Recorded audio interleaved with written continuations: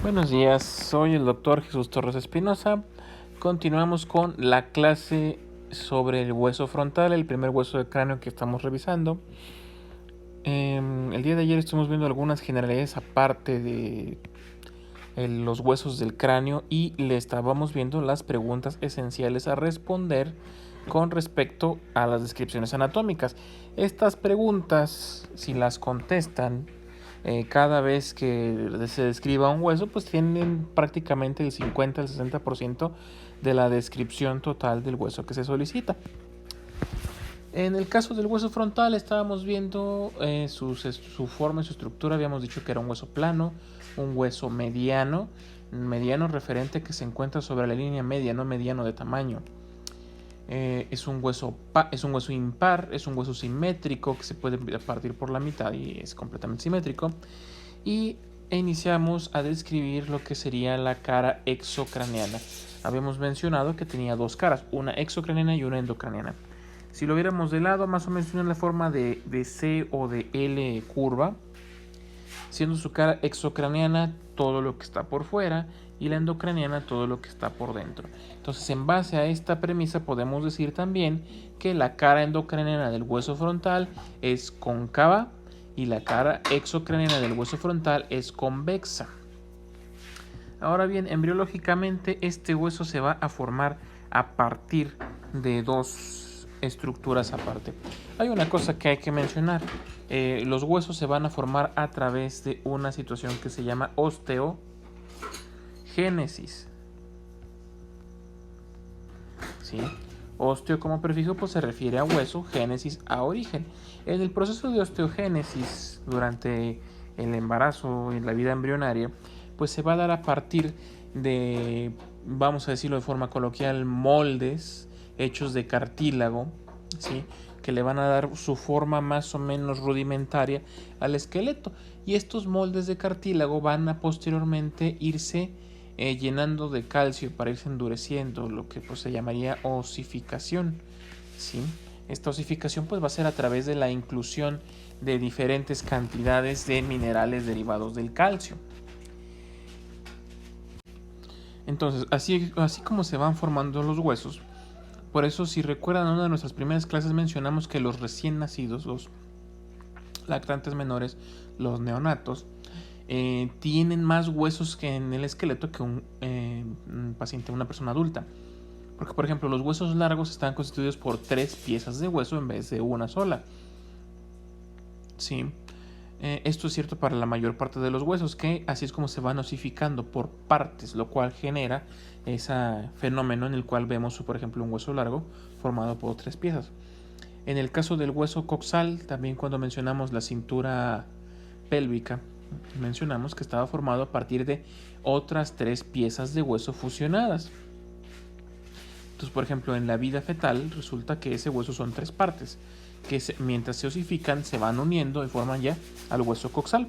En el hueso frontal pasa un fenómeno parecido, formado a partir de 2 piezas de hueso idénticas, nada más que pues de sentidos o de lados contrarios, que se van uniendo, osificando y hacia la mitad, hacia el centro del cuerpo donde se juntan, se forma esta pequeña cicatriz o sutura, ¿sí? Si fijan, es un pequeño surco irregular, ¿sí?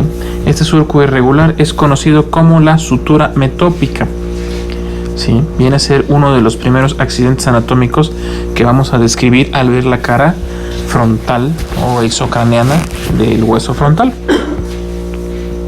Ahora bien, esta sutura metópica se va a encontrar inmediatamente por arriba de esta escotadura. Es una escotadura, viene a ser una especie de V invertida. En este caso es una escotadura dentada o aserrada porque tiene varios, podemos decir, dientes, o es una superficie irregular, no tiene unos bordes lisos o planos. Estas irregularidades sirven para que ahí se articulen los huesos propios de la nariz, que son 2 laminillas de hueso que irían más o menos en esta posición. ¿Sí? Esto con la finalidad de formar la parte ósea de la nariz. Entonces tenemos primeramente la escotadura nasal, luego por encima de dicha escotadura nasal encontramos la sutura metópica. Luego, más arriba de la sutura metópica, podríamos observar una saliente redondeada, ¿sí? Esta saliente, o también se le puede llamar jiba, se conoce con el nombre de glabela. ¿Sí? Es una saliente redondeada, una convexidad un poco más marcada dentro de todo el hueso.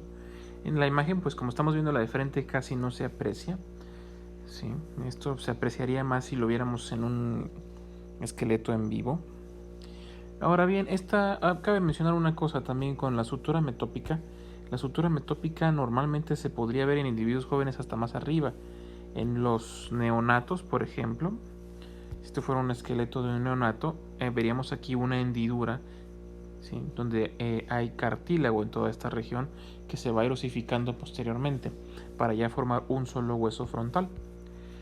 Ahora, así como vamos a estos tres elementos, ya tenemos número 1, la hendidura o escotadura nasal, luego tenemos los vestigios de la sutura metópica, luego tenemos la glabela. A los lados de la glabela salen unos arcos que se llaman eminencias ciliares o arcos superciliares.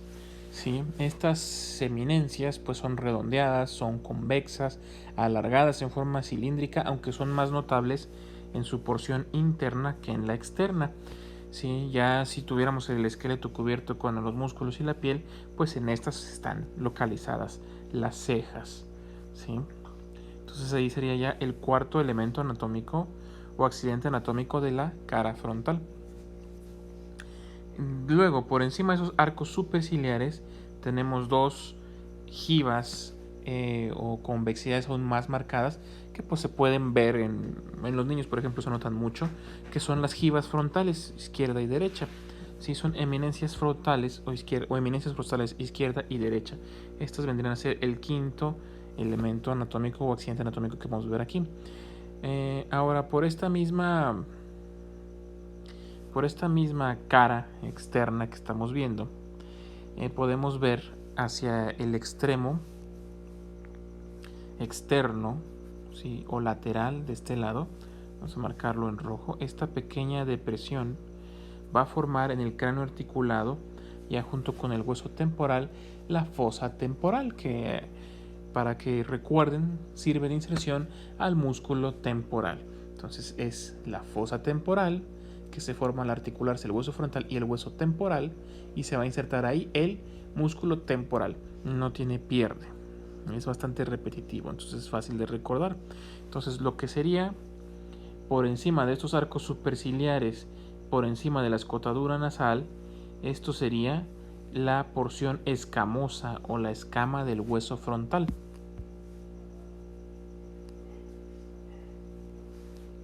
En la siguiente imagen lo que observamos es una vista inferior del hueso frontal, donde vamos a describir los siguientes accidentes anatómicos correspondientes a esta cara.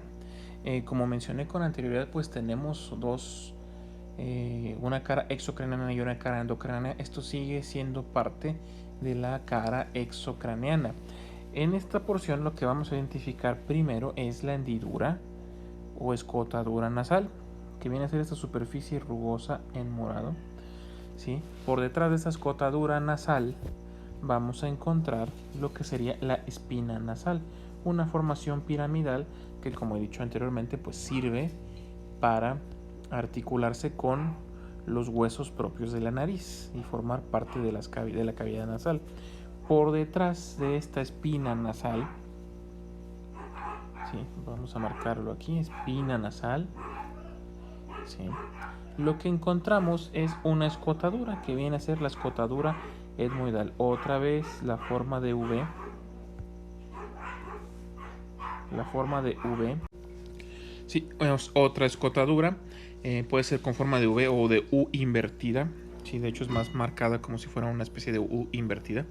Esta escotadura recibe el nombre de escotadura etmoidal. Vamos a marcar aquí en amarillo, escotadura etmoidal. Etmoidal es porque en esta escotadura se va a articular el hueso etmoides, que es el siguiente hueso del cráneo que vamos a ver. El hueso etmoides va a formar en conjunción con esta porción del hueso frontal el techo de las fosas nasales, ¿sí? A los lados de esta escotadura etmoidal encontramos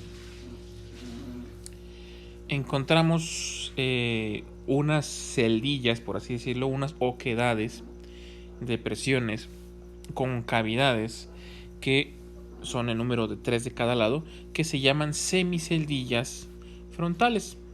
Estas semiceldillas frontales se van a corresponder con otras celdillas parecidas, pero que se localizan en el hueso etmoidal, y al articularse van a formar otras celdillas que se llaman celdas frontoetmoidales. El etmoide nos vamos a dar cuenta que tiene celdas por muchos lados y con cada hueso que se articula va a formar estas celdas. Estas celdas son cavidades neumáticas, o sea, son huecos con aire, ¿sí? Que su finalidad es comunicar a los senos paranasales y permitir la circulación del moco producido para la nariz, ¿sí? Vamos a darnos cuenta que muchos de los huesos al menos el etmoides y el frontal, van a estar comunicados con otros huesos de la cara de forma tal que permiten la circulación del moco de la nariz, de las lágrimas hacia la faringe para que puedan ir al tubo digestivo, ¿sí? Ahora, dentro de estas celdillas hay unos conductillos, ¿sí? De cada lado. Estos conductos son semicanales que en el cráneo articulado ya forman como tal canales. Estos van a comunicar la órbita con la nariz y permiten el paso de elementos tales como nervios o arterias. Estos canales tienen el nombre de canales etmoidales anterior y canal etmoidal posterior. Estos canales permiten el paso de arterias y nervios. En el primero, en el anterior, en el canal etmoidal anterior, ¿sí?, va a pasar la arteria etmoidal anterior y el nervio nasal interno.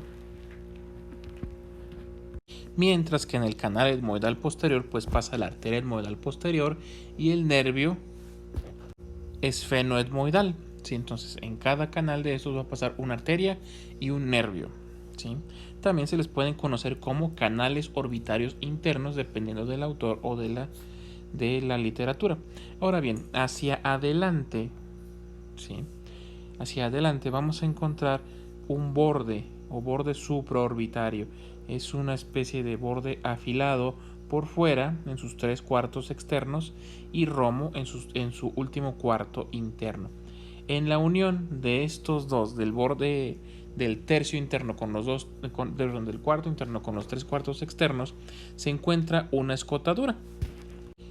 Esta escotadura la podemos visualizar de mejor forma aquí, en esta unión. Es una escotadura orbitaria superior o escotadura supraorbitaria, que curiosamente aloja en su interior un pequeño orificio. Este orificio se le llama orificio supraorbitario. Y como la mayoría de orificios o canales en el cráneo, pues tiene una función.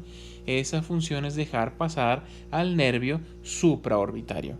Entonces tenemos la escotadura supraorbitaria, que en su fondo tiene al agujero supraorbitario que permite el paso del nervio supraorbitario, ¿sí? Entonces todo es parecido, entonces es fácil de recordar. Este borde superior o borde superciliar, borde supraorbitario, va hacia, mientras se va extendiendo hacia afuera, se va a ir siendo más afilado, más marcado este borde, ¿sí? Entonces por dentro va a terminar en una situación que se llama foseta troclear, que sirve para la inserción de uno de los músculos del ojo, ¿sí? Hacia afuera vamos a encontrar la apófisis o la superficie articular para el cigomático, ¿sí? Esta superficie de entrada de aquí, vamos a marcarla en otro color, en rojo, es para la articulación con el hueso esfenoides, que lo vamos a ver más adelante.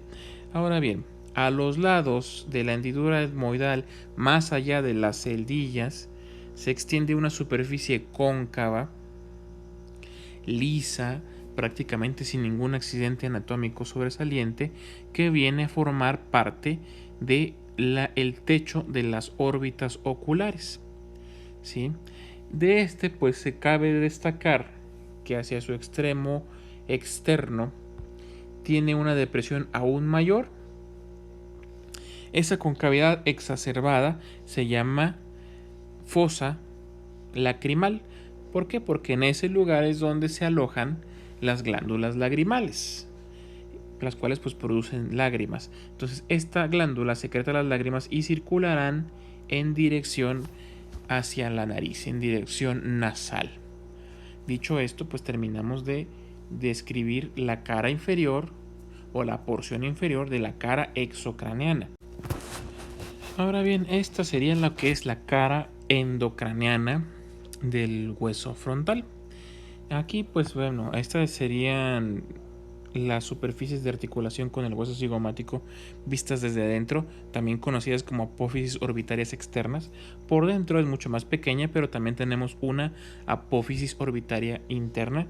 Por si lo preguntan, pues una apófisis va a ser una saliente, una punta, pero normalmente tienden a servir de articulación o de inserción a algún músculo. Ahora, dentro de esta superficie endocraneana vamos a encontrar algunos elementos ya, podríamos decirlo, invertidos estos elementos. Porque, por ejemplo, si por fuera teníamos de lo que era la sutura metópica, por dentro lo que tenemos es esta cresta. Si lo viéramos en fresco, notaríamos un borde afilado, ¿sí? Una saliente con forma de cresta, que se llama cresta frontal media. Esta cresta frontal media va a subir hacia el nivel que se correspondería con la glabela, y ahí nos va a formar una Y.